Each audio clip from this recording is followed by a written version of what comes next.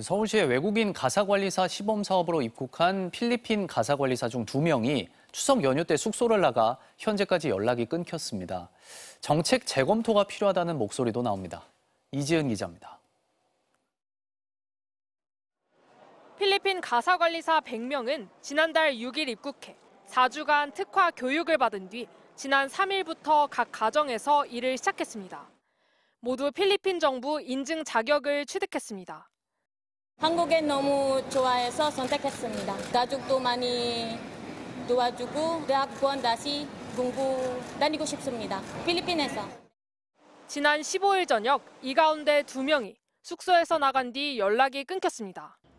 공휴일을 빼고도 5일 이상 소재가 확인되지 않으면 사업주는 지방노동청과 법무부에 이탈 신고를 해야 합니다. 이에 따라 오는 26일 이후에도 소재가 확인되지 않고 출석 요구도 응하지 않으면 불법 체류자로 분류됩니다.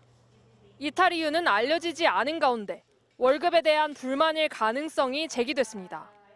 이들은 지난달 6일부터 지난 2일까지 28일에 대해선 교육수당으로 147만 1,740원을 실수령했으며 3일부터 근무한 임금은 다음 달 받을 예정입니다.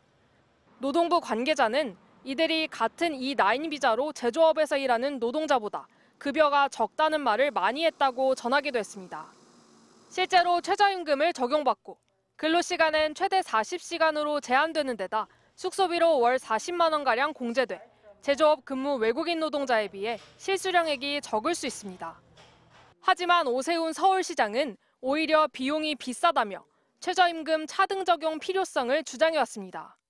이에 대해 한국노총은 최저임금을 지급해도 이탈자가 발생하는데 그마저도 지급하지 않으면 그 결과는 불보듯 뻔하다며 정책 전면 재검토를 주장했습니다. 서울시는 급여 지급을 월급제에서 주급제로 개선하는 등 근무 환경 개선을 추진하겠다며 뒤늦게 수습에 나섰고 고용부 역시 이들의 직무 적응과 이탈 방지를 위해 더 노력하겠다고 밝혔습니다.